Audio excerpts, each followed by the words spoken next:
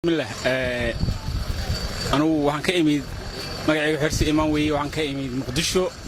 muqdishona waxaan uga imid shirkan oo hobyo ka dhacaya shirkan wax badan baa la sugayay qabanqaabadiisa iyo waqti badan baa la galiyay khayr badan baa ka rajaynayna insha Allah in beelaha halkan jooga ay heshiiyaan deetana wax Soomaalidan oo ay ka soo saaraan waa imaam Cabdullaahi Khaliif Roobal imaamka beelaha Bargidir imaam Soomaaliyeed shirkii aan nooga furmay qayrana ka rajeeyeen hadii Ilaahay idmo cidna loogu tashamaayo cid wax loogu dhimaayo cid lagu taageeri maayo annaga ku heshiiyeyna Bargidir ku heshiiyay say u leeshido beelaha Soomaaliyeed ayadoo mid ah السلام عليكم ورحمة الله وبركاته waxaan ka imaanay magaalada Gurceel waxaan joognaa Hobyo waxa socda wax aad u fiican shirka Bargidir midnimada guud maantay waa meeshii noogu fiicneed waaye qof walba waxaan ku boorinayaa inuu ka soo qayb galo shirka oo uu yimaado shirka ka socda Hobyo magacaygu waa Faadimo Xuseen Cismaan waxaan ka imaaday magaalada madaxda Muqdisho waxaan halkaan u imid shirkan beesha Bargidir ay ku heshiinayaan oo danahooda ay ku gaarayaan oo ay rabaan inay dekada Hobyo ku furtaan ayaan u imid waxaan kaloo u sheegayaa walaalaheena kale oo nagala dhaxeeyo gobolku in ayaguna dhinacooda ka soo qabsadaan anigu waxaan ahaa dadkii Muqdisho ka yimid shirkaanna waan taageerayaa miradhalkiisana waxaan jeclaa inuu noqdo mid Bargidir ku midowdo isku garabsato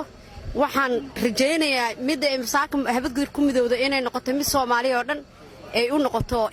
micnaha la wada taageero bismillaahir rahmaanir rahiim aniga magacaygu waa Siraad Maxamed waxaan ka imid magaalada Muqdisho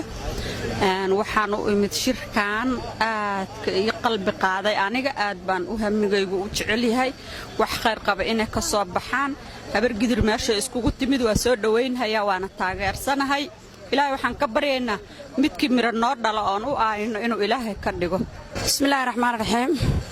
magacayga waa Maymuun Cali Nuur Geefane waxaana gudoomiyaha ururka haweenka gobolka Mudug ee Galmudug laakiin saaka waxaan u taaganahay gabar Bargidir waxaan u taaganahay saaka gabar Bargidir ma sha Allah waxaan ku faraxsanahay shirkan oo maxay ahayd wajigii labaad culayskiisa haddana isu bedelay oo qurux badan waxaan ka imid gobolka Mudug kaalkacyo to Galmudug bismillaahir rahmaanir rahiim magacaygu waa Cabdullaahi Maxamed Xuuriye waxa ka nimid gobolka Shabeellada Hoose gaar ahaan magaalada Qoryeele waxaan nimid shirka nabadeed oo beesha Bargidir ee dhigata Hobyo dadku waxay u qabaan arintan inay kaliya Galmudug khusayso waanka koonfur galbeed Hirshabeelle Galmudug xataa Soomaaliland waa deganahay nabadaasna ka shaqeynaa maamulada bismillaahir rahmaanir rahiim aniga waxa la yiraahdaa Axmed Salaad waxaan ka imid Galgaduud waxaan halkaan u imid insha Allah Ilaahay hana waafajiye inaan shir ballaaran ka qayb galno shirkaasi uu noqdo mid miro dhal ah oo ummadda Soomaaliyeed iyo qarankeenaba waxtar u leh oo baahida loo qabo bulshada in la isku duwo oo ay nabad iyo xasilooni iyo hesho